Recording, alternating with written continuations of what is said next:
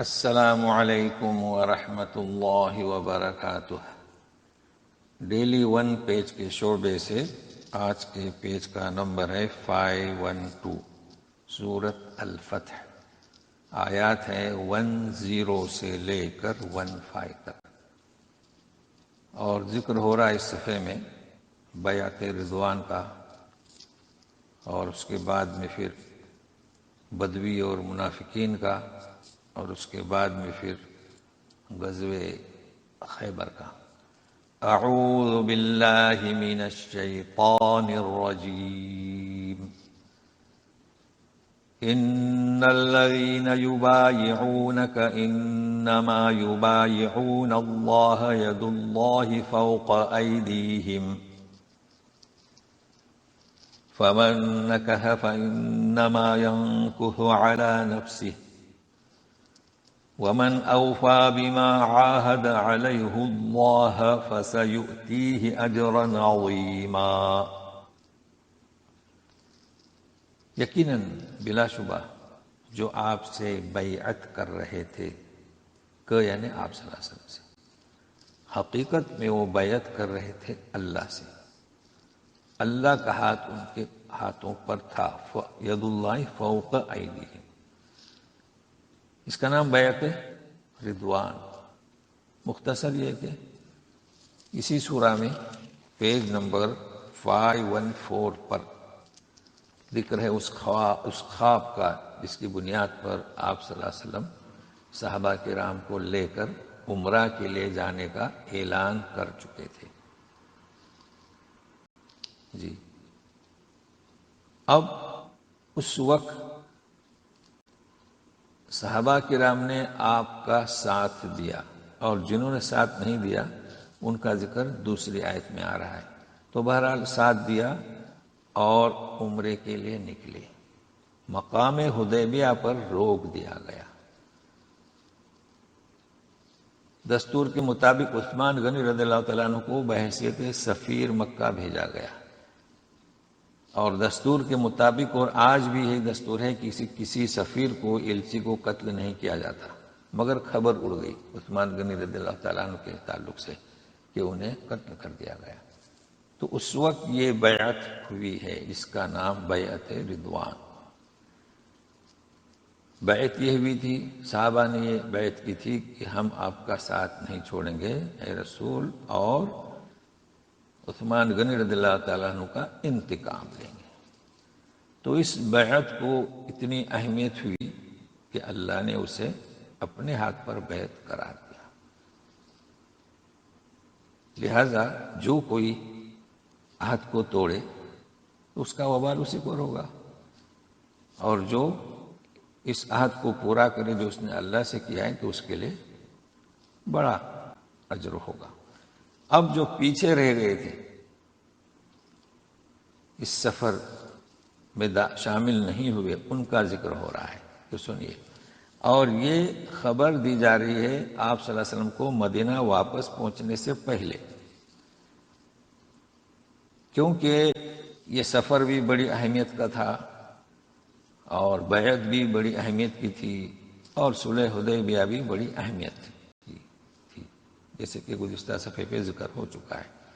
تو سنیے، سَيَقُولُ لَكَ الْمُخَلَّفُونَ مِنَ الْأَعْرَابِ شَغَلَتْنَا أَمْوَالُنَا وَأَهْلُونَا فَاسْتَغْفِرْ لَنَا يَقُولُونَ بِأَلْسِنَتِهِم مَّا لَيْسَ فِي قُلُوبِهِمْ قُلْ فَمَن يَمْلِكُ لَكُم مِّنَ اللَّهِ شَيْئًا إِنْ أَرَادَ بِكُمْ ضَرًّا أَوْ أَرَادَ بِكُمْ نَفْعًا بل كان اللہ بما تعملون خبیرا۔ کہیں گے آپ سے مخلفون جو پیچھے رہ گئے تھے، اعرابیوں میں سے، دیہاتیوں میں سے، بہانہ بنائیں گے کہ ہمارے اموال اور اہل نے ہمیں مشغول رکھا، ہم نہیں آ سکتے آپ کے ساتھ، لہذا فاستغفر لنا، ہمارے لیے مغفرت، معافی طلب کرو۔ تو معلوم ہوا کہ یہ پیچھے رہنے والے اعرابی اور دیہاتی تھے۔ اور یہ کون تھے؟ اگلے جملے سے معلوم ہوتا ہے کہ منافق یقولون بألسنتہم، اپنی زبانوں سے جو کہیں گے ان کے دل میں نہیں، تو منافق ہوئے۔ تو اے رسول ایسے لوگوں سے کہیے کہ کون اختیار رکھتا ہے تمہارے لیے اللہ کے مقابلے میں کسی چیز کا؟ اگر اللہ تعالیٰ تمہیں تکلیف دینا چاہے یا ہے کہ تمہیں نفع، تو کوئی ہے درمیان میں؟ کوئی نہیں، بلکہ اللہ کی مشیت۔ تو بات ایسی ہے کہ اللہ تعالیٰ تم جو کچھ بھی کرتے ہو اسے خوب جانتا ہے۔ اب کرتے ہو مطلب حقیقت، کہ تم رک گئے، کیوں رکے، حقیقت کو جانتا ہے۔ لیکن مزید انہی کے بارے میں کہا جا رہا ہے جو پیچھے رہ گئے تھے، اس سفر میں شامل نہیں ہوئے تھے۔ تو سنیے، بل ظننتم ان لن ينقلب الرسول والمؤمنون الى اهليهم ابدا وزين ذلك في قلوبكم وظننتم ظن السوء وكنتم قوما بورا۔ اب دیکھیے ہم نے ابدا پر وقف کیا اور وزین سے ابتدا کی، چونکہ دونوں باتیں الگ الگ ہیں۔ اللہ تعالیٰ کیا فرماتے ہیں کہ بلکہ تم نے یہ بھی خیال کیا تھا، یعنی صرف خیال تھا تمہارا، کہ اس سفر سے جو مکہ جا رہے عمرے کی نیت سے، رسول اور مومنین اپنے گھر والوں کی طرف اب کبھی بھی واپس نہیں ہوں گے، یہ انہوں نے خیال کیا تھا۔ تو یہ قول کن کا ہے؟ ان پیچھے رہنے والوں کا، اس لیے کہ مکہ میں سب مشرک تھے اور مسلمان جا رہے ہیں، یہ انہوں نے اس بات کا اظہار کیا۔ اب اللہ تعالیٰ ان کے بارے میں فرماتے ہیں وَزُيِّنَ، تو معنی مفہوم کو دیکھ کر آپ وقف اختیار کر سکتے ہیں، معنی کا جاننا ضروری ہے۔ یہ جو بات وہ کہہ رہے تھے خوشنما کر کے دکھلائی گئی ان کے دلوں میں۔ اب انسان سوچتا ہے کہ وہ جو کر رہا ہے اسے وہ بھلا سمجھتا ہے، جبکہ وہ بھلا نہیں ہوتا، اور شیطان بھی یہی کام کرتا ہے، خوشنما کر کے دکھاتا ہے۔ اور تم نے بہت ہی برا خیال کیا تھا، ظن السوء، مسلمانوں کے بارے میں، رسول کے بارے میں۔ اب وکنتم، اس کا ترجمہ یہ بھی ہے کہ تم تھے، جب کانا کنت یہ آتا ہے تو تھا، ہے، ہوں گے، اسی طریقے سے۔ تو وکنتم قوما برا، اصل میں تم تھی قوم ہلاک ہونے والی۔ تو یہی ہوا کہ جب ہلاک ہونے ہی ان کے قسمت میں لکھا ہوا تھا، لیکن اس کے باوجود بھی انہیں موقع دیا جا رہا ہے۔ تو کیا کہا جا رہا ہے سنیے اگلی آیتوں میں، دو آیتوں میں، وَمَن لَّمْ يُؤْمِن بِاللَّهِ وَرَسُولِهِ فَإِنَّا أَعْتَدْنَا لِلْكَافِرِينَ سَعِيرًا۔ ایک بات تو یہ کہی جا رہی کہ جو اللہ اس کے رسول پر یقین نہ کرے، ایمان نہ لائے، تو ہم نے ان کے ایسے کافروں کے لیے بھڑکتی آگ تیار کر رکھی ہے۔ سعیرہ آپ جانتے ہیں، نار بھی آتا ہے کبھی، نار، تو نار کو ہم کہتے ہیں جہنم کی آگ، اور سعیرہ یعنی بھڑکتی ہوئی، سلگتی ہوئی۔ تو ایک تو عام آگ ہے اور ایک آگ جو بھڑکتی ہوئی۔ تو یہ ان کے تعلق سے کہا جا رہا ہے کہ جو کوئی ایمان نہ لائے اس کی یہ سزا ہے۔ لہذا کیا ہونا چاہے کہ استغفار کریں۔ تو سنیے، وَلِلَّهِ مُلْكُ السَّمَاوَاتِ وَالْأَرْضِ يَغْفِرُ لِمَن يَشَاءُ وَيُعَذِّبُ مَن يَشَاءُ وَكَانَ اللَّهُ غَفُورًا رَحِيمًا۔ اللہ کے لیے آسمان و زمین میں جو کچھ ہے، جس کی چاہتا ہے مغفرت کرتا ہے، جسے چاہتا ہے عذاب دیتا ہے، اور اللہ تعالیٰ غفور اور رحیم ہے۔ اب یہ دو آیت پر آپ غور کریں، اسے کہتے ہیں نا تدبر، یعنی ان کے لیے ہلاکت اور ان کے عذر کو نہ قبول کرنے کی ہدایت۔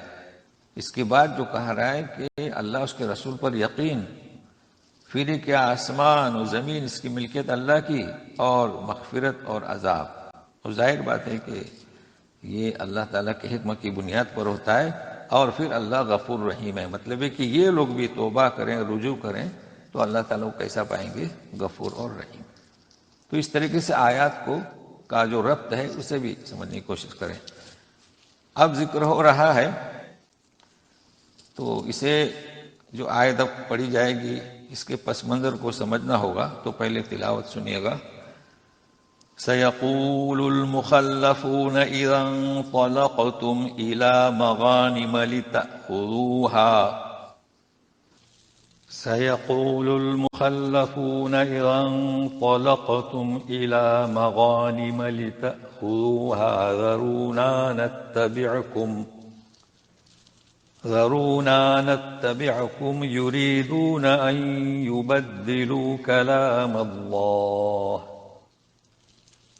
قل لن تتبعونا كذلكم قال الله من قبل فسيقولون بل تحسدوننا بل كانوا لا يفقهون إلا قليلا۔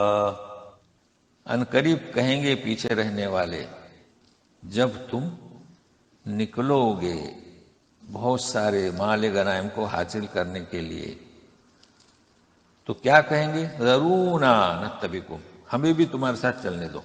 جسے ہم کہتے ہیں نا بھائی چلنے دو، ہم تمہارے ساتھ چلتے ہیں۔ ان کا مقصد کیا ہوگا؟ وہ چاہتے ہیں کہ اللہ کے کلام میں تبدیلی کریں، تو ان سے کہہ دو ہرگز ہمارے ساتھ نہیں چلو گے۔ اسی طرح اللہ نے کہا ہے پہلے، فَسَيَقُولُونَ، تو اس کے جواب میں وہ کہیں گے کہ بلکہ تم تو ہمارے پاس حسد کرتے ہو۔ ایسا نہیں ہے، بلکہ وہ بہت کم سمجھتے ہیں۔ تو قلیلہ جو ہے نا، یہ کوانٹٹی کمی سمجھ کی ہے، نہ کہ لوگوں کی، وہ لوگ بہت ہی کم سمجھتے ہیں۔ تو اس کا پس منظر جاننا ہوگا۔ اس میں غزوہ خیبر کا ذکر ہے، جس کی فتح کی امید اللہ تعالیٰ نے حدیبیہ میں دی تھی۔ نیز اللہ تعالیٰ نے یہ بھی فرمایا تھا کہ یہاں سے جتنا بھی مال غنیمت حاصل ہوگا وہ صرف حدیبیہ میں شریک ہونے والوں کا حصہ ہوگا۔ چنانچہ حدیبیہ سے واپسی کے بعد آپ صلی اللہ علیہ وسلم نے یہودیوں کی مسلسل عہد شکنی کی وجہ سے خیبر پر چڑھائی کا پروگرام بنایا، تو مذکورہ متخلفین نے بھی محض مال غنیمت کے حصول کے لیے ساتھ جانے کا ارادہ ظاہر کیا، جسے منظور نہیں کیا گیا۔ تو آیت میں مغانم سے مراد مغانم خیبر ہے۔ تو یہ اس کا پس منظر کہ اعلان جب ہوا اور بتلایا گیا کہ اس کے بعد صلح حدیبیہ کے بعد جو تمہیں مال غنیمت ملے گا وہ خیبر، ظاہر کے دولت مند تھے وہ، تو یہ لوگ شامل ہونے کا ارادہ ظاہر کریں گے۔ اچھا، اس کے بعد جو ہے کیونکہ یہ اللہ تعالیٰ کا کلام ہے تو وہ کوشش کریں گے، یعنی اگر وہ ساتھ میں آتے ہیں تو پھر اللہ تعالیٰ کا کلام تبدیل ہوا تو کہہ دو کہ ہرگز نہیں۔ اچھا، پھر کذالکم، یعنی اللہ تعالیٰ نے یہی بات کہی پہلے کہ تم ہمارے ساتھ نہیں آؤ گے۔ اصل میں یہ ہے کہ یہ جواب دیں گے اس کا، بجائے توبہ استغفار کے تم تو ہمارے ساتھ حسد کرتے ہو، جبکہ لالچ تو انہیں ہے۔ جب اشارے کی خبر انہیں پہنچی کہ مال غنیمت ملے گا تو لالچ تما تو انہی میں ہے۔ اصل بات جو وہ لوگ بہت کم بات سمجھتے ہیں۔ تو آج اتنا ہی، پھر کل ملتے ہیں مزید اسی تعلق سے۔ السلام علیکم ورحمۃ اللہ وبرکاتہ۔